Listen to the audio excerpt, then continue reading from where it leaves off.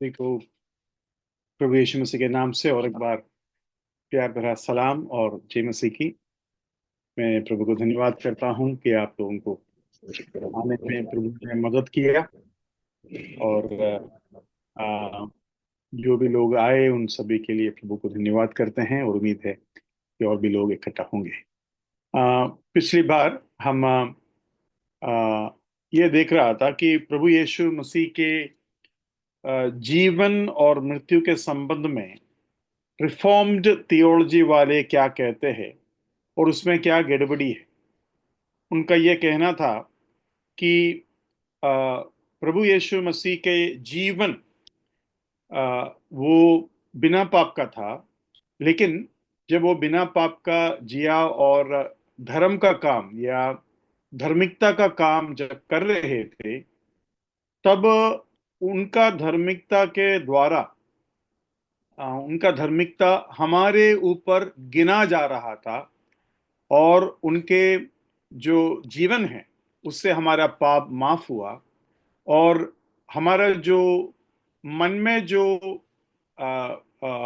Guilty conscious है वो मृत्यु के द्वारा संपूर्ण तौर से परमेश्वर ने निकाला। तो वो जो उनका जो शिक्षा है उसमें एक बहुत ही बड़ा प्रॉब्लम मैं पिछली बार बता रहे थे। मुझे नहीं मालूम कितना आप लोगों को याद रहेगा, लेकिन कभी कभी हमें लगता है कि अ, ऐसा जब कोई भी गलत शिक्षा होता है, हमें लगता है कि ये छोटी सी बात है, ये जो है ये तो सही लग रहा है मुझे। आप बताइए, मैं सुनना चाहता हूं, प्रभु यीशु मसीह का जीवन में वो जो धार्मिकता के द्वारा चला, वो धार्मिकता डायरेक्टली हमारे पाप को माफ करने में कोई काम आता है या नहीं। देखो कितना हम थोड़ा डर जाते हैं, अरे क्या उत्तर दूं, है ना, मैं फंस तो नहीं जाऊंगा। माफ करना। तो रिफॉर्म्ड थियोलॉजी वाले ये सिखाते हैं कि प्रभु यीशु मसीह के जीवन में वो बिना पाप का जिया, उसमें कोई शक नहीं है, लेकिन वो जो जीवन के द्वारा जो धार्मिकता उन्होंने की, वो धार्मिकता हमारे ऊपर गिन रहा था और हमारे पापों को माफ कर रहे थे। तो आ, उसके ऊपर मैंने पिछली बार चर्चा किया और कुछ बातों को आपके सामने रखा कि वो ऐसा नहीं है। प्रभु यीशु मसीह का धार्मिकता प्रभु यीशु मसीह को निष्कलंक और निष्कपट और बिना चोरी का, क्या कहते हैं, बिना ब्लेमिश का, बिना कोई कोड का, आ, वो क्रूस पर चढ़ाने के लिए योग्य है। उसको योग्यता उसके लिए दिया, लेकिन उसके मृत्यु के द्वारा ही हमारा पाप का माफी हमें मिला। नहीं तो प्रभु यीशु मसीह जो बातें जैसा कहता है कि पिता ने मुझे, सॉरी, परमेश्वर ने मुझे क्रूस पर छोड़ दिया, या कईयों के लिए मेरा जान को मैं दे रहा हूं, वो केवल क्रूस पर होता है, पूरे जीवन में नहीं होता। लेकिन इन लोगों का कहना यह है, या रिफॉर्म्ड थियोलॉजी वालों का कहना यह है कि प्रभु यीशु मसीह के पूरे जीवन जो है पाप का माफी के जो है काम आता है। पिछली बार मैंने कुछ बातों को दिखाया था, आज भी मैं आपको उसको थोड़ा सा याद दिलाएंगे। ही आरसी स्प्राउल के बारे में बोल रहा हूं। मैं अभी भी आरसी स्प्राउल का एक भाषण सुनने का कोशिश कर रहा था, पूरा सुन नहीं पाया।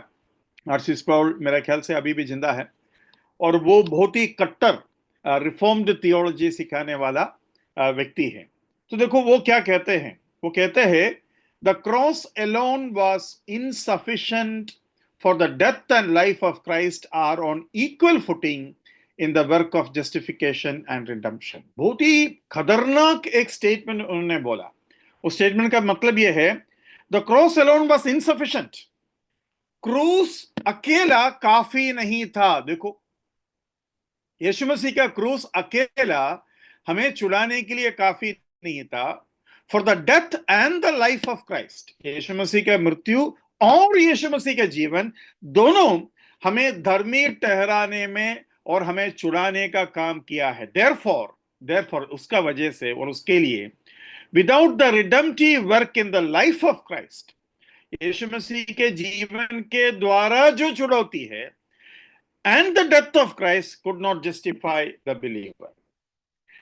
मतलब यीशु मसीह के जीवन के द्वारा जो चुनौती हमको मिला, उसके बिना केवल मृत्यु से हमारा चुनौती पूरा नहीं हो सकता। देखो कितना खतरनाक रूप से वो वचन लेके गया। मैं आपको एक चीज बताता हूं, मतलब शैतान जब कोशिश करते हैं, सबसे हल्का तरीके से कोशिश करेंगे। वो शुरुआत में बड़े बड़े गलतियों को नहीं बोलेंगे, इतना छोटा गलती बोलेगा कि आपको लगेगा ये तो बहुत ही छोटा है, गलत होगा तो भी छोटा है, गलती होगा तो भी एक छोटा सा छोटा गलती है।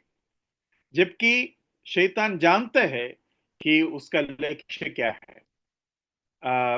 मेरा एक विश्वासी है, वो एक आईएएस ऑफिसर है और मेरे साथ उनका अच्छा रिश्ता है। तो वो मुझे बता रहे थे, जब आधार कार्ड पहले बार इंडिया में लेके आया, हम सारे आईएएस ऑफिसर्स को इकट्ठा किया गया और हमको ब्रीफ किया कि आधार कार्ड किस तरीके से हम पेश करेंगे। और बताया गया कि उनको यही कहना, मतलब प्रजा को या लोगों को यही कहना, ये बहुत ही छोटी सी बात है, उसको ले या ना ले कोई फर्क नहीं पड़ता। धीरे धीरे उन्होंने कहा लेना अच्छा है, लेना जरूरी है। धीरे धीरे उन्होंने कहा बैंक में दे दो तो काम आएगा, पहले जरूरत है, जरूरी है, या बैंक में देना ही पड़ेगा, ऐसा नहीं बोला। लेकिन बैंक वालों को बोला आप लेते रहना। लेकिन अभी देखो क्या हालत है, अभी क्या हालत है। आधार कार्ड का बिना आप बैंक में कुछ नहीं कर सकते, है कि नहीं। आधार कार्ड का बिना कहीं जगह पर आप कुछ भी नहीं कर पा रहे हैं। यही उनका लक्ष्य था। लेकिन आप और मैं जानते हैं, ये पूरा डिजिटलाइजेशन करने का पीछे असली मकसद क्या हो सकता है। असली मकसद ये हो सकता है कि आने वाला दिनों में जब मसीह विरोधी पूरे जगत का राज जब करेगा, तब ये आधार कार्ड जैसे सारे राज्यों में, सारे देशों में जो कार्ड चलता है, किसी किसी जगह पर आधार कार्ड नहीं बोलते, आधार का मतलब यही चलाना है ना। तो आधार हिंदी शब्द है, आधार हमारा शब्द है, लेकिन अमेरिका में और ही कोई शब्द में कोई कार्ड माना जाएगा, जैसे कि उनका पास सोशल सिक्योरिटी कार्ड है, सोशल सिक्योरिटी कार्ड, वो भी डिजिटलाइज्ड कार्ड है। उसके बिना वो कुछ भी नहीं कर सकता, उसके बिना वो लाइसेंस नहीं पा सकते। तो इस तरीके से वो हर जगह पर अपना काम करते हैं। तो आने वाला दुनिया में जब मसीह विरोधी राज करेगा, इस आधार कार्ड के द्वारा वो ये कह पाएगा कि इसके बिना तुम नहीं खरीद पाओगे, ना तुम बेच पाओगे। उस आधार कार्ड को बैंक के साथ लिंक करो, मोबाइल के साथ लिंक करो। लेकिन मसीह विरोधी क्या बोलेगा, 666 के साथ लिंक करो। उसके बिना तुम ना खरीद पाओगे, ना बेच पाओगे। और दुनिया क्या करेंगे, पूरा क्यू में खड़ा हो जाएगा। आधार कार्ड के लिए जब खड़ा हो गया, 2000 का जब नोट का बंदी हो गया, तब लोग खड़े हो गए, वैसे इसके लिए भी खड़े हो जाएंगे, है ना। तो बोलेंगे क्या फर्क पड़ता है, लिंक कर दो भाई, है ना। उनको कुछ समझ में नहीं आ रहा ये दुनिया कहां जा रहा है और क्या उनका मकसद है। तो मैं आपको ये बताने का कोशिश कर रहा हूं, जब वचन के उपदेशों में कुछ हल्का सा फर्क लाते, हल्का सा फर्क जब लाते हैं, मुझे और आपको समझ में नहीं आएगा इसमें प्रॉब्लम क्या है ना। लेकिन देखो धीरे धीरे वो यहां तक पहुंच गया, बोलता है कि यीशु मसीह का क्रूस काफी नहीं है। नहीं नहीं, हमने ये नहीं बोला यीशु मसीह का क्रूस जरूरी नहीं है। हम ये जरूर कहेंगे कि यीशु मसीह का क्रूस जरूरी है, लेकिन काफी नहीं है। काफी क्यों नहीं है, क्योंकि उनके जो जीवन है उसमें भी वो बिना पाप का जिया, वो जरूरी था। नहीं नहीं नहीं, उतना नहीं कहा। उन्होंने ये कहा उसके द्वारा जो पाप का माफी और चुनौती जो मिलता है, उसके साथ साथ हमको क्रूस भी चाहिए। देखो, अभी आप ही मुझे बताइए, एक कैथोलिक विश्वासी या एक जैकोबाइट विश्वासी वो कहता है, अरे हम भी तो यीशु मसीह के ऊपर ही विश्वास करते हैं, आप कैसा बोलते हैं कि हमारा उद्धार नहीं हुआ? तो उन भाइयों को कैसा बताए भाई, उसमें और इसमें फर्क है? क्या कैसे बताए उनका उद्धार नहीं हुआ? आप में से मैंने शायद, पता नहीं, इसका पहले भी पूछा होगा, करते हैं, यीशु मसीह को स्वीकार भी किया है और ये भी जानते हैं कि उनके मृत्यु के द्वारा हमारा पाप का माफी होता है, फिर भी आपका उद्धार नहीं हुआ कर कर कैसे बोलेंगे आप? बताइए।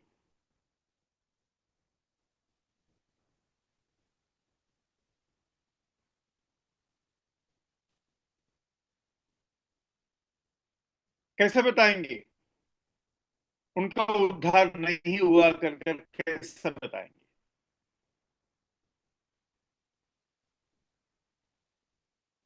आप लोग ये तो नहीं कह रहे हम तो कुछ बताएगा ही नहीं?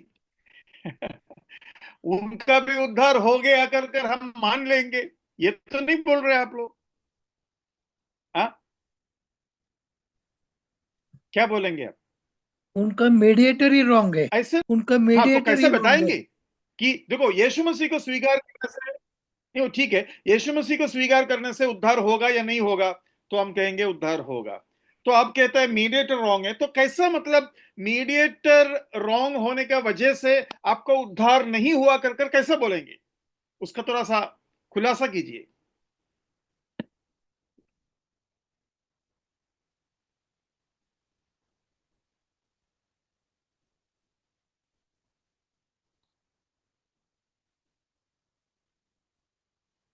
देखो, आ, हमको कैसा बताना है उसका थोड़ा सा एक झलक या अंदाजा आपको मैं देने का कोशिश करूंगा। बाइबल में लिखा है एक ही मध्यस्थ है, एक ही मध्यस्थ है जो परमेश्वर और मनुष्य के बीच में है। तो परमेश्वर और मनुष्य के बीच में एक ही मध्यस्थ है। तो उधर अगर और किसी को लेके आओगे तो परमेश्वर एक्सेप्ट करेगा नहीं। आप लेके आ गया, कई मीडिएटर्स को लेके आया। कैथोलिक जाकोबाइट लोगों के पास बहुत से मीडिएटर्स होता है, मतलब बिचवई। लेकिन बाइबल कहता है परमेश्वर और मनुष्य के बीच में एक ही बिचवई है, और वो सभी के लिए क्रूस पर मरा हुआ प्रभु यीशु मसीह है। तो इस रूप से आप उनको संकेत दे सकता है। देखो, गड़बड़ी यहां है। एक, ये बात एक हो गया। दूसरी बात, जब आप प्रभु को अपना प्रभु मानते हैं या उनसे विनती करते हैं, उनको ईश्वर मानते हैं, उनका आराधना करते हैं, आप और किसी को आराधना के रूप में या प्रार्थना के रूप में आप और किसी के पास नहीं जा सकता। जैसे कि एक लड़की के शादी का प्रस्ताव आ रहा है, और प्रस्ताव में लड़का ने उनको बोला कि आपको अगर पसंद है तो अपना पापा मम्मी को बताना, हम शादी में आगे बढ़ेंगे। तो लड़की कह रहा है, अभी देखना लड़की क्या कह रहा है। लड़की कह रहा है मुझे आप बहुत पसंद है और आपसे शादी भी करना चाहता हूं, लेकिन मेरे दिल में और एक लड़का है, उसको दिल में ही मैं रखूंगा। वो शादी आगे बढ़ेगा या नहीं बढ़ेगा? मतलब एक साधारण पुरुष के लिए ये नहीं चलेगा, तो क्या परमेश्वर के लिए चलेंगे जो ये कहता है मेरे अलावा तुम्हारा और कोई ईश्वर नहीं होना चाहिए? और और लड़का एक से ज्यादा एक स्त्री के अंदर आ सकता है क्योंकि लड़का तो है, लेकिन परमेश्वर तो एक ही है। सृष्टिकर्ता एक ही है, उद्धारकर्ता एक ही है, और कोई है ही भी नहीं। आप मानते हैं वो अलग बात है, लेकिन शादी के बारे में मैं कहूं तो आपके पास कम से कम ऑप्शन तो है। लेकिन शादी के वक्त में आपके मन एक पुरुष के लिए तैयार होना जरूरी है, एक से ज्यादा नहीं चलेगा। तो इस रूप से हम उनको बता सकते हैं। मतलब ये दोनों आप नहीं बोल सकते, ये दोनों आप नहीं बोल सकते। आपको एग्जाम में भी जब एक क्वेश्चन दिया जाएगा, 4 ऑप्शन दिया जाएगा, परमेश्वर ने एक ही ऑप्शन दिया, वो अलग बात है, लेकिन 4 ऑप्शन दिया जाएगा और चारों ऑप्शन अगर सही है बोलेगा तो कैसा चलेगा? 2 + 2 = 1 2 3 4, इसमें से कौन सा सही है? तो आप बोलेंगे 4 तो सही है, लेकिन 3 भी सही है, 3 भी सही है। ऐसा कहने से आपका मार्क चला जाएगा। अब अगर आप 4 को टिक कर दिया और 3 को भी टिक कर दिया तो आपका मार्क चला जाएगा। मतलब आप परमेश्वर का दिया हुआ एकमात्र ऑप्शन को टिक करते हुए आप अपना खुद के ऑप्शन बनाकर प्रभु के पास लाते हो, तो ये बिल्कुल नहीं चलेगा। तो एक एक्सक्लूसिविटी परमेश्वर के वचन के उपदेश में है। परमेश्वर के वचन के उपदेश में बिल्कुल आप वो भी चलेगा, ये भी चलेगा, ऐसा नहीं बोल सकते हैं। तो ये बात पिछली बार मैंने थोड़ा सा जोर दिया था। उसके साथ साथ मैंने आपको और एक जोर दिया था कि जब हम पाप से लड़ते हैं, जब हम पाप से लड़ते हैं, आधा अधूरा मन से लड़ते हैं। मतलब दिल में इच्छा भी है, उसी वक्त उसको नहीं करना चाहते हैं, उसको करना भी चाहते हैं, उसको नहीं करना भी चाहते हैं। मतलब ऐसा मनसा से हम प्रार्थना करोगे तो कैसा होगा? मतलब मन से पाप को घृणा करना बहुत जरूरी है। इसके ऊपर मैंने काफी जोर पिछली बार दिया था और उस समय मैंने एक होमवर्क भी दिया था। मैंने एक छोटा सा होमवर्क दिया था, किसी को याद है?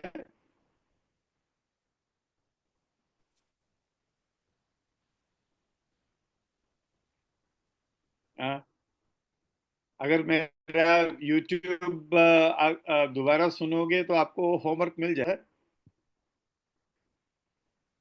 वो उसमें यह बताया है कि मत्ती के सुसमाचार 27 में प्रभु यीशु मसीह के साथ जो घृणा लोग करते थे, उसका एक अंदाजा, उसका एक ब्रीफ समरी बनाओ कि किस तरीके से यीशु मसीह को वो लोग घृणा किया। तो ये बात मैंने इसलिए बताया क्योंकि इसमें एक बहुत बड़ी बात हमको समझ में आना है। वो ये है, जब हम उद्धार पाते हैं, हम अपने आप को यीशु मसीह के साथ क्रूस पर चढ़ाते हैं। तो क्रूस पर हम अपने आप को कैसा चढ़ाना चाहिए? आपने कभी सोचा है? क्रूस पर हम अपने आप को प्यार से चढ़ाना चाहिए या अपने आप को घृणा कर कर चढ़ाना चाहिए? आपको क्या लगता है? ये तो आप कह सकते हैं। क्रूस पर उद्धार के वक्त हम अपने आप को जब यीशु मसीह के साथ क्रूस पर चढ़ाते हो तो हमें किस तरीके से चढ़ाना चाहिए? घृणा कर कर या प्यार से? तो बताइए, क्रूस पर हम जब अपने आप को चढ़ाते हैं उद्धार के वक्त में, तो कैसा चढ़ाना चाहिए? चढ़ाते हैं कि नहीं? हम चढ़ाते हैं ना? एक एक वचन पढ़ लो, वो अगर किसी को उसके ऊपर शक है तो वो भी खत्म कर देते हैं। रोमी 6 का, रोमी 6 का 6 पढ़िए। हम जानते हैं कि हमारा पुराना मनुष्यत्व उसके साथ क्रूस पर चढ़ाया गया ताकि पाप का शरीर व्यर्थ हो जाए और हम आगे को पाप के दासत्व में न रहे। हाँ, पुराना मनुष्य, पाप का शरीर। देखो, दो शब्द का इस्तेमाल उन्होंने की, पुराना मनुष्य या पाप का शरीर या पुराना आदम्य स्वभाव। देखो इंग्लिश में कैसे लिखा है, old man, that the body of sin, the old man was crucified with him। यीशु मसीह के साथ पुराना मनुष्यत्व को क्रूस पर चढ़ाया गया। अभी ये यीशु मसीह को कैसे चढ़ाया, ये आपको होमवर्क करने के लिए मैंने बोला था, कोई कुछ बोला नहीं, लगता है होमवर्क हुआ नहीं है। तो वही प्रॉब्लम है हमारा उद्धार के वक्त भी। उद्धार के वक्त होमवर्क ठीक से नहीं किया, सीधा उद्धार पा लिया, है ना? जैसे कि कभी कभी शादी में भी ऐसा होता है, शादी का प्रस्ताव आया, कुछ पूछताछ नहीं करते। मैं आप लोग सभी को एक चीज बताता हूं, जब कोई भी शादी का प्रस्ताव आता है, आपको पूछताछ करना जरूरी है या आपको फिर अच्छा से लड़की मालूम है, लड़का को मालूम है, वो अलग बात है। पूछताछ किस चीज का करते हो? सबसे पहले आपको ये पूछताछ करना है, उद्धार हुआ या नहीं हुआ। वो लड़का को पूछ सकते हैं, उनके माता पिता को पूछ सकते हैं, लेकिन उससे बढ़कर कलीसिया के प्राचीन को, प्रभु के सेवकों को पूछ सकते हैं। वो एक बात हुई। दूसरी, उसके चरित्र के बारे में। वो कलीसिया में आते हैं तो टाइम पर आते हैं कि नहीं, कुछ चीजों में भाग लेते कि नहीं, कुछ प्रॉब्लम्स हुआ कि नहीं, किस तरीके से उसका गवाही चल रहा है, आत्मिक विषयों में उनका रुचि कैसा है। इन चीजों का पूछताछ करना बहुत बहुत जरूरी है। अच्छा, और एक चीज सोचो कि आपका कलीसिया का एक लड़का के बारे में आपको कोई पूछ रहा है। अभी आप तो चाहते हैं उनका शादी हो जाए, आप खुद चाहते हैं कि उनका शादी हो जाए, लेकिन आपको पूछा जा रहा है लड़का कैसा है, और आप जानते हैं इतना मतलब आत्मिक नहीं है। तो आपको क्या उत्तर देना है, या आप कैसा उत्तर देंगे? देखो, आप प्यार करते हैं उस लड़का को, उस लड़का का भविष्य के लिए चाहते हैं, और लेकिन आप ये भी जानते हैं कि बहुत ही उत्तम एक प्रस्ताव के रूप में नहीं बोल सकता। तो आप दो तरीके से बोल सकते हैं। मेरे जैसा आदमी रहेगा वो खुल्लम बोल देंगे, अगर मैं होता मेरा लड़का को नहीं देता उस लड़की के लिए या मेरा लड़की को मैं उस लड़का को नहीं देता, बाकी आप लोग देख लो, पढ़ाई वढ़ाई अच्छा है, पैसा वैसा है, आप लोग आगे बढ़ लो, ऐसा मैं कहूंगा। आज तक ऐसा कहने का हिम्मत प्रभु ने दिया है, लेकिन कभी ऐसा भी लोग देते हैं जो थोड़ा बहुत क्या बोलते हैं, थोड़ा बहुत मीडियम कहते हैं, बोलते हैं ठीक है, मतलब कभी कभी नहीं आते हैं लेकिन चलेगा। तो सुनने वालों को क्या समझना चाहिए? अभी सुनने वाले को इससे परवाह ही नहीं। सुनने वाले को कितना भी हिंट, मैं एक बार जॉन कुरियन अंकल का एक स्टेटमेंट के बारे में सुना, डायरेक्टली मैंने नहीं सुना लेकिन उसके बारे में सुना। जॉन कुरियन अंकल को आप जानते होंगे, केरला का एक प्रभु का सेवक है, यहां भी सेवा के लिए आया है।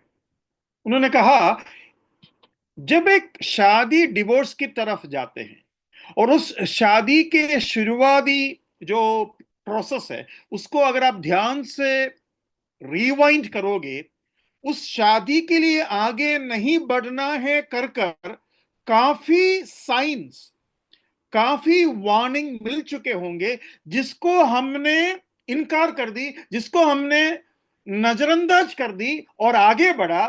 5 साल 10 साल के बाद प्रॉब्लम हो गया, 1 साल के बाद प्रॉब्लम हो गया, और अभी छाती पीट रहे प्रभु का सेवक आओ और हमको बचाओ। पहले से ही हिंट मिल चुके थे, और वो हिंट अभी तूफान जैसे थोड़ी आएगा। वो हिंट आपको प्रार्थना के साथ समझना होगा कि वो किस बात पर है। अभी कुछ लोग बहुत ही नम्र रूप से बोलेंगे, कुछ लोग एकदम साफ साफ बोलेंगे, लेकिन बोल तो रहा है।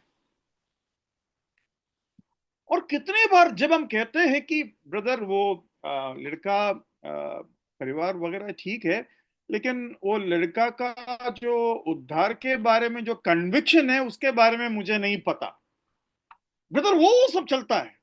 नहीं, कैसा उत्तर देता है, वो सब चलता है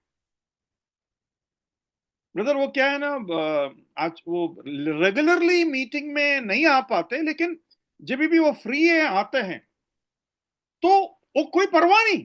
मतलब रेगुलरली नहीं आते, मतलब उसको फिर पूछना चाहिए ना, रेगुलरली का मतलब क्या है? रेगुलरली का मतलब यह है कि महीने में एक आधा बार आया तो आया, फिर नहीं आते। अरे उतना नहीं आता है क्या? मैंने सोचा ड्यूटी वूटी के वजह से एक दो बार। नहीं ब्रदर, कभी थक जाते हैं, कभी वो, कभी ये, कभी टूर वूर वो चला जाते हैं, महीने में एक बार तो आते होंगे। नहीं नहीं, वो भी चलता है। देखो, आपके ऊपर है कि आपको सचमुच में आत्मिक बातों में क्या मूल्य देते हो। और ये सब होने के बाद जब शादी होता है, फिर कौन बचाएगा आपको? आपको कोई नहीं बचा पाएगा।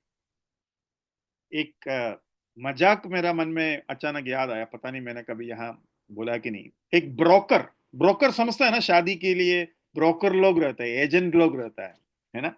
तो एजेंट ने किसी लड़का को बोला कि एकदम बढ़िया सेहत है, और क्या बोलते हैं, साल में एक बार कुछ खांसी वासी आया तो आया, नहीं तो एकदम अच्छे सेहत है। फिर देखेगा तो एकदम क्या बोलते हैं, धनुष जैसा, धनुष समझते ना, रेनबो है ना, एकदम रेनबो जैसा है, एकदम बढ़िया, एकदम सुंदर, एकदम रेनबो जैसा है। तो वो सब होने के बाद इन्होंने ज्यादा जांच पड़ताल किया नहीं, सीधा शादी कर दिया। तो बोला, अरे तुमने बोला था कि साल में एक बार खांसी वासी आता है, लेकिन इसका तो खांसी बंद ही नहीं होता। तो एजेंट ने बोला, सर एक ही साल में एक ही बार आता है, लेकिन बंद नहीं होते। आते एक ही बार है ना। तो बोलता है लड़की तो क्या बोलते हैं, हमेशा मोबाइल की ओर झुके रहता है, उसका कभी सिर ऊपर ही नहीं होता। सर इसलिए तो मैंने बोला एकदम धनुष जैसा है। कि जो संकेत दिया जाता है, एक एक प्रभु का सेवक या प्राचीन या रिश्तेदार या पड़ोसी, उसको आत्मिक विषयों में आपको सीरियस लेना पड़ेगा।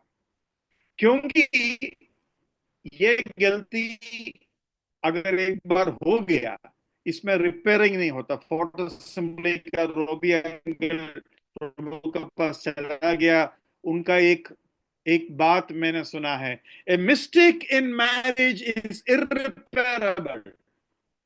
शादी में कुछ गड़बड़ हो गया ना, रिपेयर करना मुश्किल है, रिपेयर करना मुश्किल है। शादी के संबंध में इतना कह दिया, तो और एक बार और एक बात मैं साथ में कहना चाहता हूं।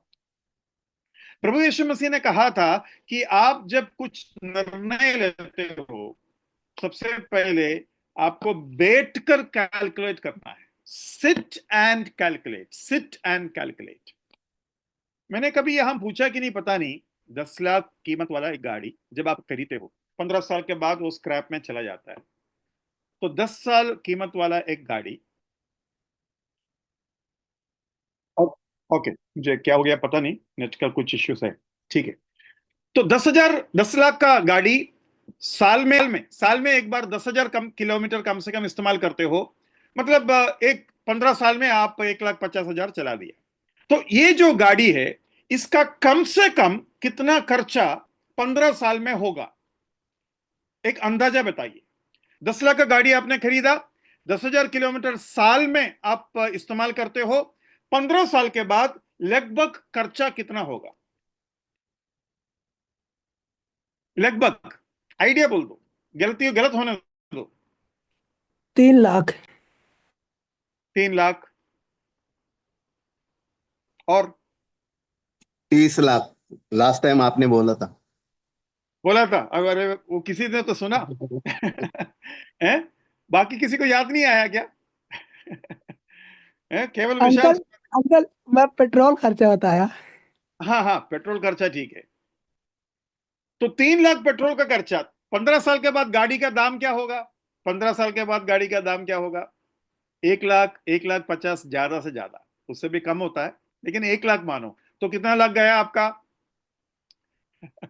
9 लाख गया, है कि नहीं, है ना। ऊपर से वो लोन में लिया होता, तो लोन में 10 लाख लिया होता तो 15 लाख उसी में, मतलब 5 लाख उसमें जाने का संभावना है, ठीक है।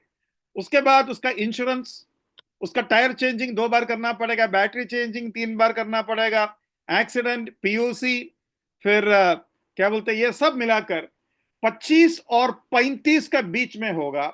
ऊपर से कोई एक्सीडेंट हो गया या कोई पेनल्टी गिर गया, वो अलग से बात। तो मैं आपको बोलता हूं, कभी बैठकर कैलकुलेट किया करो कि शादी में जो गड़बड़ी हम करते हैं, उसका कीमत क्या होगा। अब हम तो शादी कर दी, अभी क्या कैलकुलेशन करेंगे? अभी भी कैलकुलेशन कर सकते हैं, अभी भी कैलकुलेशन कर सकते हैं। कैसे कैलकुलेशन करेंगे? अगर कोई भी हालत में मेरा पति मुझे छोड़कर चला गया या मेरा पत्नी मुझे छोड़कर चला गया, कितने साल मेरे माता पिता, मेरे कलीसिया और दूसरों के कलीसिया और दूसरों के माता पिता दुखी होना पड़ेगा। और फिर सारे बातचीत के बाद अगर डिवोर्स की तरफ चला गया, तो उसके लिए कितना साल लग सकते हैं? 3 साल, 4 साल, 5 साल, 6 साल, 7 साल तक डिवोर्स का केसेस चलता है।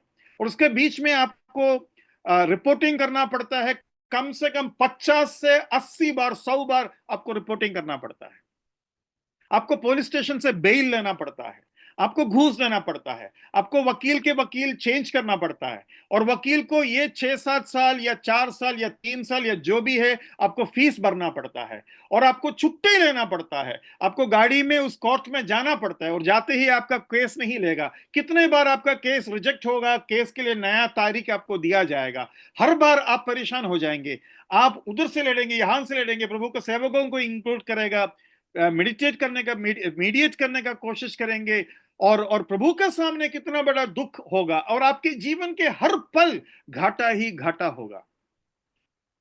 आप आप आप सालों साल सोएंगे नहीं, आप अपने बच्ची को नहीं देख पाएंगे, अपने बेटा को नहीं देख पाएगा, उसको एक अच्छा परवरिश नहीं दे पाएंगे, और उसके मन में क्या क्या भर दिया जाएगा आपको पता नहीं है, और उसके बाद उसके जीवन के निर्णयों में, बड़े बड़े बातों में कहीं भी आप नहीं रहेंगे, और वो प्रभु में रहेगा या नहीं रहेगा, वो जिसके पास उस बच्चे को रखने का हक मिलता है, वो किस तरीके से बच्चे को बढ़ाने वाला है आप नहीं जानते। अरे बाप रे, कितना बड़ा घाटा इस एक गलती के ऊपर होता है। अगर ग्लास फूट गया, चाय ठंडा हो गया, कोई बात नहीं, माफ कर दो, अपना पत्नी को प्रेम करो, उसके हर बात मान लो, एक तरीके से इतना बड़ा घाटा होने से ज्यादा।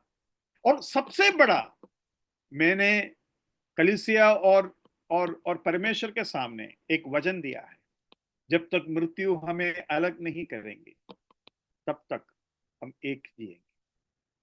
वो वादा जो प्रभु के सामने किया कितना खतरनाक बन सकते हैं। बाइबल में लिखा है, अगर तुमने एक मन्नत खाई या एक वादा प्रभु को दिया, उसको तुरंत निभाओ।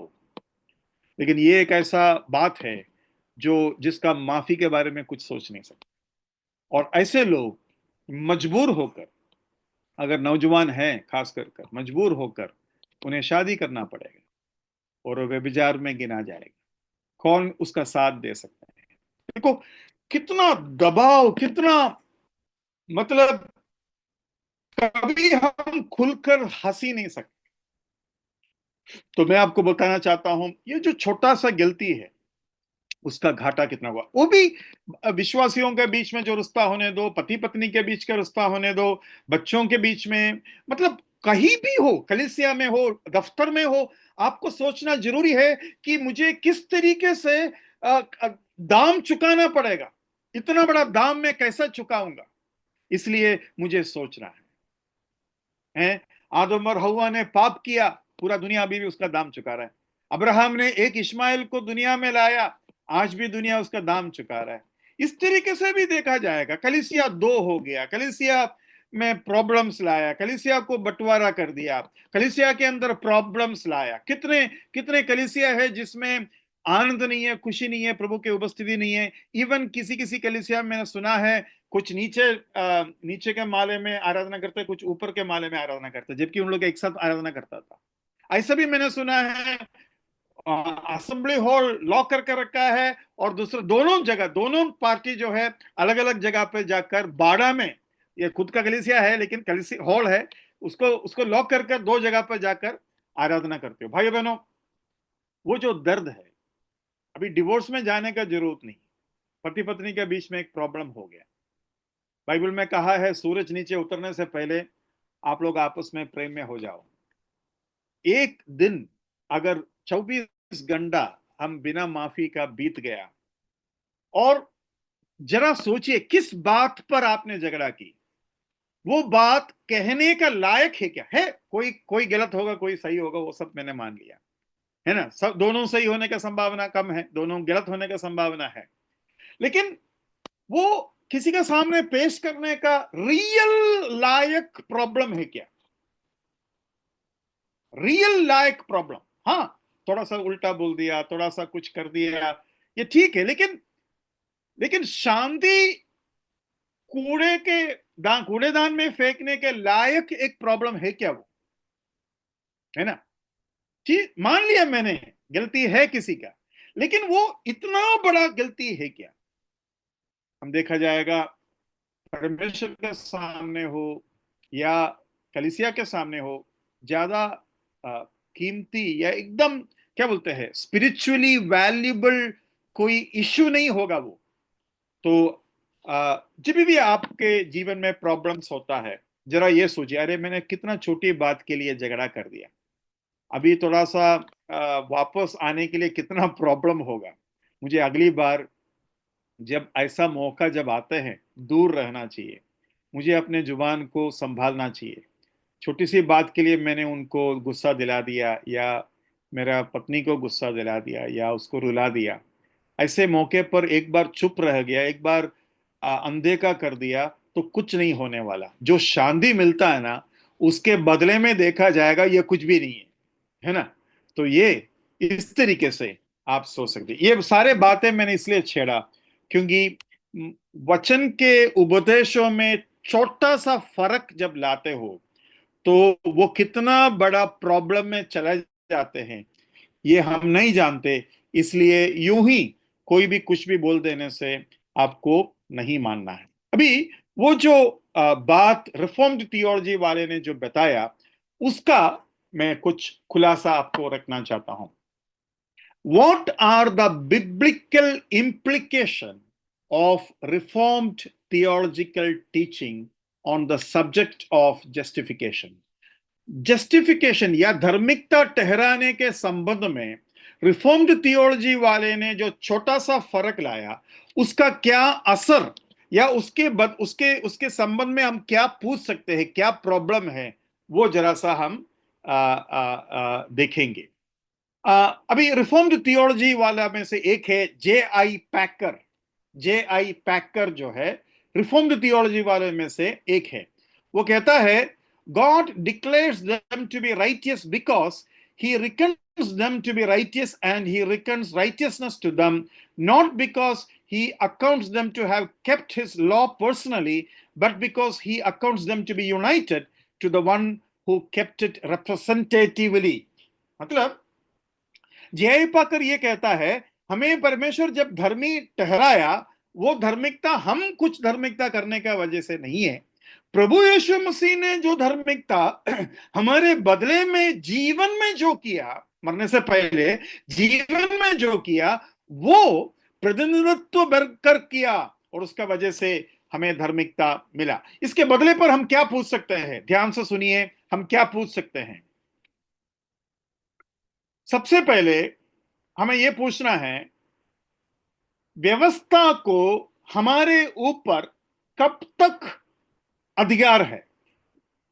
व्यवस्था को हमारे ऊपर कब तक अधिकार है? उत्तर क्या है?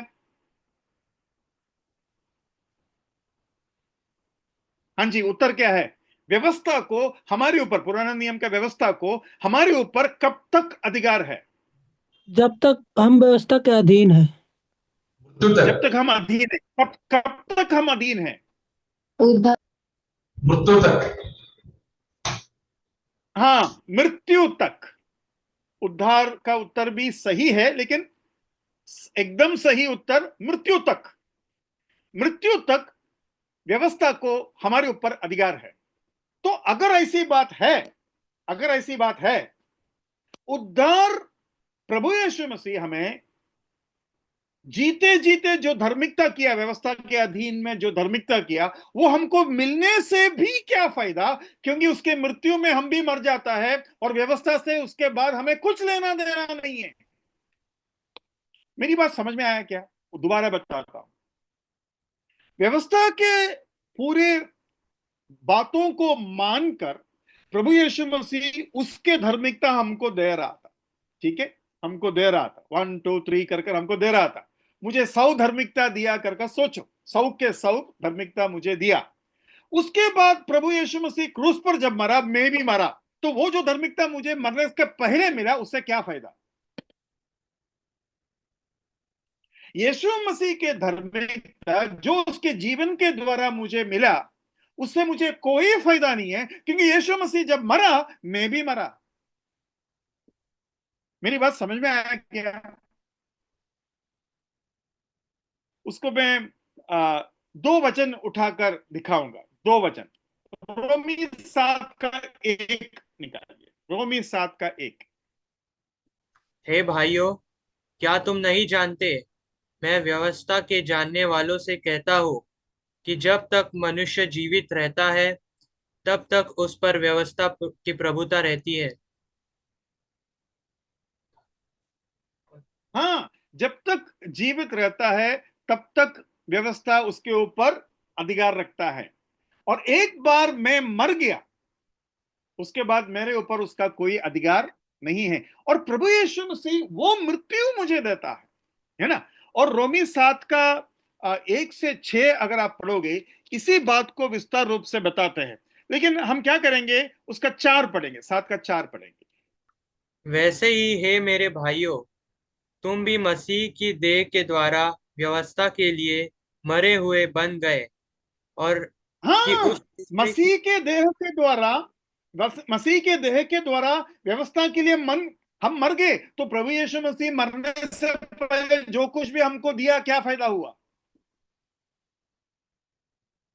आपको मेरी बात समझ में आ रहा है? तो फिर मृत्यु क्या क्या जरूरत? मृत्यु का जरूरत ही नहीं है। यही तो रिफॉर्म्ड वाले बोलते हैं, अरे उनके जीवन के बिना मृत्यु से कोई फायदा नहीं है। उनके जीवन में हमको 99% मिल गया, बस 1% रह गया था जो उसके मृत्यु के द्वारा मिल गया। देखो, ये बहुत ही बड़ा चालाकी का एक उपदेश है जो हमें बचना है। प्रभु यीशु मसीह के मृत्यु के द्वारा हमें मृत्यु मिला, और प्रभु यीशु मसीह के पुनरुत्थान के द्वारा हमें जीवन मिला, और वो नया जीवन है, नया शुरुआत है, पुराना कुछ भी नहीं गिना जाता। मैं जब इसका पढ़ाई कर रहे थे, अचानक मुझे नेवी का एक चीज याद आया। मैं अभी भी सोच रहा था वो क्यों ऐसा हो रहा है। लेकिन उससे पहले एक स्टेटमेंट मैं बताता हूं। अब कोई भी चीज बंगार को देने वाला है, ठीक है, ये कोई भी चीज बंगार को देने वाला है। बंगार को देने वाला चीज देने से पहले आप उसको अच्छा से पोछा मारा, पेंट डाला, पॉलिश किया, उसके बाद बंगार वालों को दिया। ये कैसा काम है? अरे जिस आदमी को आप क्रूस पर चढ़ाने जा रहे हो उसको धार्मिकता दिया जा रहा है, क्या फायदा? है ना। प्रभु यीशु मसीह खुद बोलता है, ये शरीर नाश होने वाला है, अपने आत्मा को मत खो बेटो, है ना। तो ये बात आपको याद है। अभी नेवी की बात बताता हूं। नेवी में जब शिप जो है हम कंडम करते हैं, या शिप जब उसका टाइम खत्म हो जाता है, हम उसको स्क्रैप में देता है।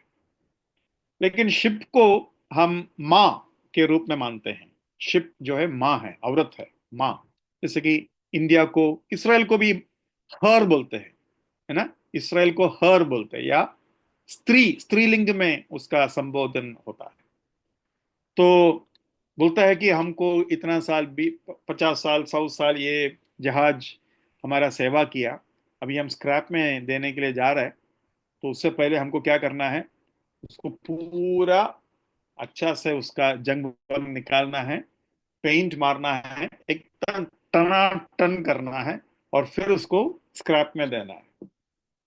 और स्क्रैप वाले के हाथ में मिलते ही वो तोड़ फोड़ कर उसको ब्लेड, क्या बोलते हैं, स्क्रू ड्राइवर और स्पैनर बना देंगे। है ना, बात खत्म। ये एक तरीका नेवी में है। अभी करोड़ों रुपया का नुकसान उसमें है, लेकिन क्यों ऐसा करते हैं मुझे नहीं मालूम। और स्क्रैप में कितना करोड़ मिलता है वो भी मुझे नहीं मालूम। हो सकता 5 करोड़ स्क्रैप में मिलता होगा, और 2-3 करोड़ इसी में खर्चा होता होगा, मुझे बिल्कुल उसका आइडिया नहीं है। लेकिन मैं आपको बता रहा हूं, परमेश्वर ऐसा काम नहीं करने वाला। परमेश्वर बोलता है, मिट्टी से जो लिया वो मिट्टी में जाएगा। मिट्टी जो है उसका उतना ही मूल्य है जितना उसका है। ये बात उधर बताए। और एक वचन उसी 7वां अध्याय से हम पढ़ लेते हैं, उसका 6वां वचन पढ़िए, 6। परंतु जिसके बंधन में हम थे उसके लिए मरकर अब व्यवस्था से ऐसे छूट गए कि लेख की पुरानी रीति पर नहीं वरन आत्मा की नई रीति पर सेवा करते हैं। तो प्रभु यीशु मसीह के जीवन के द्वारा हमें धार्मिकता नहीं मिला।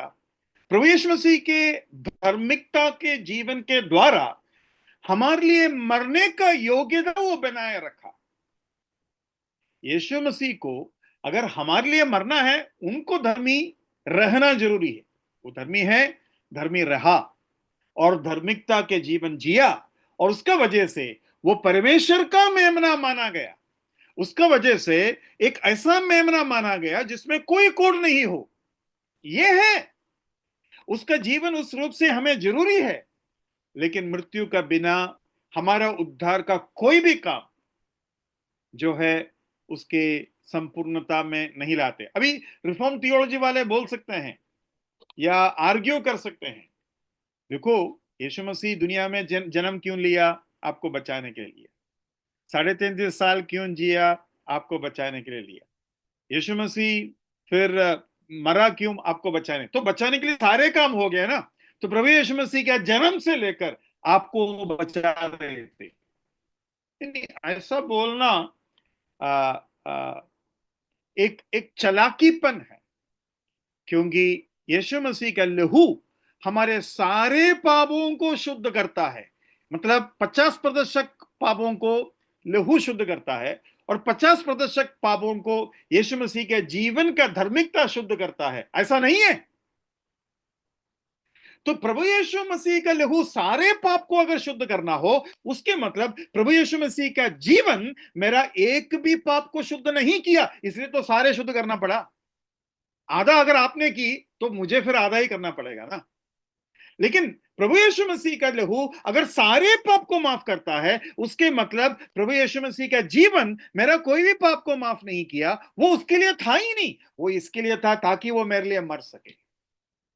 मेरी ये बात स्पष्ट हुआ या नहीं हुआ? आज मुझे ऐसा लग रहा है कि लोग बहुत ही कम रिस्पॉन्स दे रहा है मुझे। हा? थक गया क्या?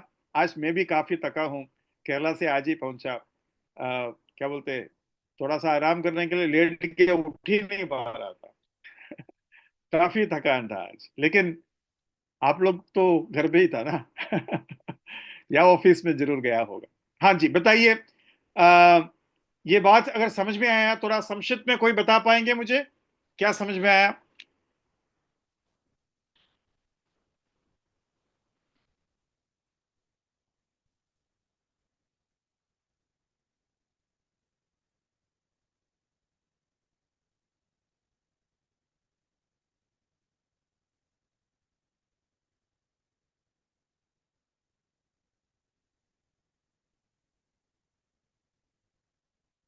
लास्ट 1-2 मिनट है, इसको थोड़ा इस्तेमाल कीजिए। क्या समझ में आया मैंने जो लास्ट में जो बताया?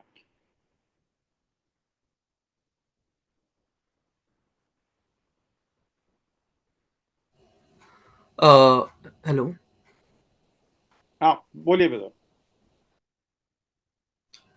कि जो लाइफ है जीसस क्राइस्ट का, it contributes nothing towards cleaning of our sins, but only the blood is itself. या आपने एकदम सही बताया, थैंक यू। मतलब सिंपल बात है, पाप का माफी का शुरुआत और अंत दोनों क्रूस पर ही है। क्रूस के बिना, क्रूस पर बहाए हुआ लहू के बिना, क्रूस पर जो यीशु मसीह ने जान दिया, उसके बिना पाप का माफी का कोई भी गुंजाइश ना आगे है ना पीछे। सब कुछ क्रूस के आधार पर है। ये बात आपके मन में रहना जरूरी है। Thank you brother. एक और वचन पढ़ेंगे, लास्ट 1-2 मिनट है। रोमी 10:4। क्योंकि हर एक विश्वास करने वाले के लिए धार्मिकता के निमित्त मसीह व्यवस्था का अंत है। और एक बार पढ़िए ब्रदर। क्योंकि हर एक विश्वास करने वाले के लिए धार्मिकता के निमित्त मसीह व्यवस्था का अंत है। मसीह व्यवस्था का अंत है, मतलब केवल ये नहीं कि अगर रिफॉर्म थियोलॉजी वाले जैसे हम कहे तो हमें ऐसा कहना पड़ेगा, केवल ये नहीं कि जिस मुझे जी जी जी जी कर प्रभु ने जो धार्मिकता दिया वो सब बेकार हो गया क्योंकि मैं क्रूस पर मर गया, तो ये भी बेकार हो गया कि व्यवस्था को भी अंत कर दिया। अरे व्यवस्था को अंत करना था तो मुझे व्यवस्था के द्वारा धार्मिकता क्यों दिया? तो व्यवस्था के द्वारा मुझे धार्मिकता देने से भी फायदा नहीं हुआ, और मैं मरने से पहले जो धार्मिकता मुझे मिला उससे भी मुझे फायदा नहीं हुआ, क्योंकि मैं भी मर गया, धार्मिकता भी खत्म हो गया, सॉरी व्यवस्था भी खत्म हो गया। प्रभु यीशु मसीह व्यवस्था के अंत है ना। इंग्लिश में कैसे लिखा है, मैं इंग्लिश में एक बार पढ़ लेता हूं।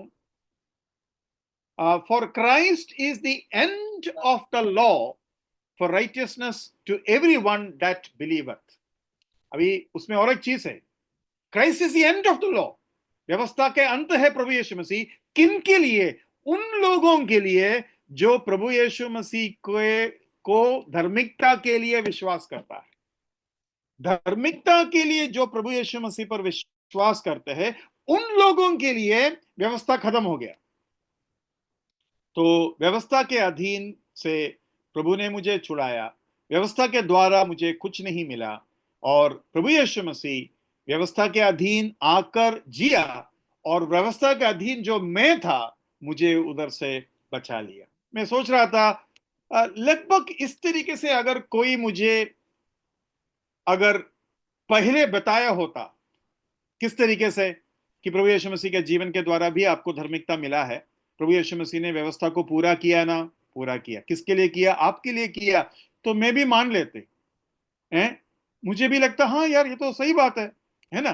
प्रभु यीशु मसीह हमारे लिए व्यवस्था के नीचे आया और पूरे जरूरतों को पूरा कर कर मुझे उधर से छुड़ाया। नहीं नहीं नहीं, ऐसा नहीं है। प्रभु यीशु मसीह मेरे बदले में क्रूस पर मरा। देखो, क्रूस को हल्का करने का कोशिश शैतान ने कई तरीके से किया है, उसमें से एक यहां भी हो रहा है कर हमको समझ में आया। इसलिए क्रूस को पकड़े रहना जरूरी है, क्रूस से बिल्कुल दूर नहीं जाना है ना। क्रूस को पकड़े रहना जरूरी है। मैं पिछली बार जो होमवर्क दिया उसको मैं दोबारा याद दिलाता हूं। मत्ती 27 में किस तरीके से लोग यीशु मसीह को घृणा किया उसका एक लिस्ट बनाइए, और उस लिस्ट के आधार पर मैं अपने आप को जब क्रूस पर चढ़ाया, ऐसा ही चढ़ाया या नहीं, इसके ऊपर हमें ध्यान देना है। और इसलिए मैं आज उसके बारे में बोला नहीं, क्योंकि आप लोग रेस्पॉन्स दिया नहीं। अगले हफ्ते उम्मीद है कि मैं रहूंगा, और तब हम प्रभु की इच्छा है तो उसके ऊपर मनन करेंगे। प्रभु के नाम की महिमा।